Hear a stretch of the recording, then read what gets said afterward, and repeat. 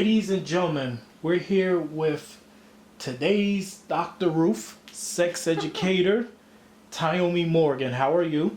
Good. How are you? Good. We finally meet one on one. The first time I met you was at Avian 16 in a lobby. Right, with Ralph, right? Yes. Yeah. And you had Angela Davis afro. Yes, which was like the talk of the expo, I think. Yes, it was. Tell us who you are. Well, my name is Tyomi Morgan. Most people know me as Glamazon Tyomi.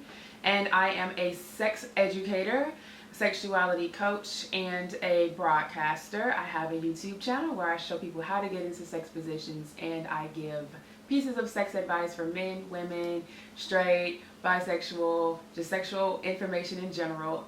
And I have a blog site, glamerotica101.com. That's all.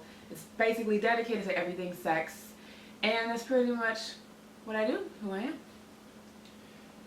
How did you choose this path to educate the masses of sexuality? Well, I chose this path to educate the masses about sexuality because at the time I didn't see anybody that looked like me, spoke like me, that I could relate to, that was teaching about sex. And, you know, I just feel it's important for women of color especially to see themselves represented in a space where there's so many of us are kind of shut out.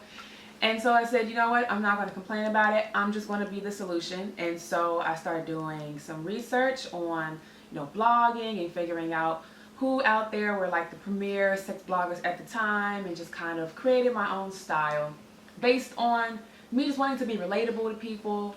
And I just thought, I want this to change the world. I want this to reach as many people as possible, no matter whether you're brown, whether you're white, no matter what ethnicity you are. I just want this to reach the masses. And so that's how it all started. And my dad encouraged me because he wanted me to use my talent, my natural given talent as a writer, for something. And so I figured, why not start a blog? But I have to talk about something that I really enjoy every day. So I chose sex, because sex will always be around. It's always happening. It's a part of us. And everyone wants to know how to do it better. And it sells. Yeah, sex sells and everything. Now, scientific question, is there any educational accreditation from any institution? Do I hold any? Yeah. No, I don't. I am a self-taught sex educator.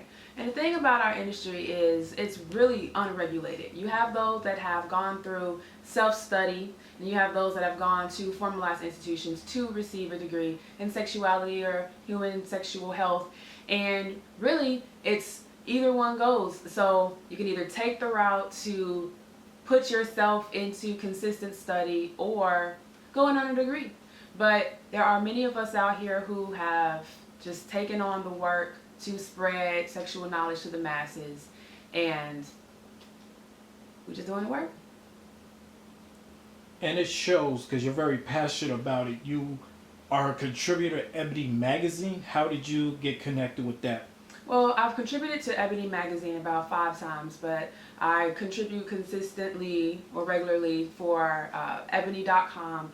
And one of my mentors who interviewed me a few years ago for a story that she was doing on ebony.com, she decided to leave, and they were looking for another sex writer. Of course, it was black, and she threw my name in the hat, and they had already been looking at me because of the interview that she did before. And so they approached me and said, hey, would you like this position? And I already had a catalog of work on my blog, so they already knew my writing style and saw what I could do. And so I accepted, and I've been writing for them ever since. What age did you discover sex? You know what? I discovered sex really early. I'm probably like 4 years old. And I remember a moment where I was playing with a bunch of like dolls and teddy bears on the floor. My mother was in my room helping us clean up. And I remember having like 2 dolls kiss.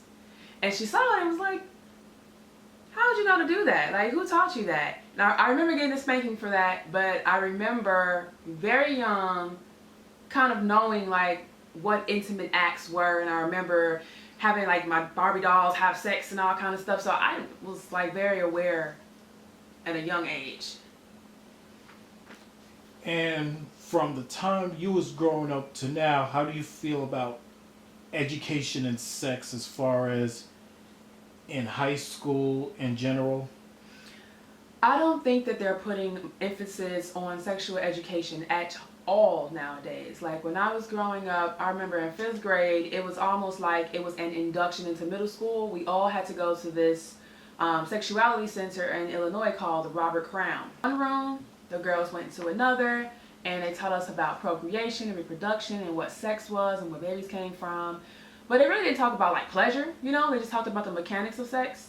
But I don't even think they're doing that these days. I mean, sex education is not a requirement for the educational system. Like, it's really dependent on each individual district and what their laws are.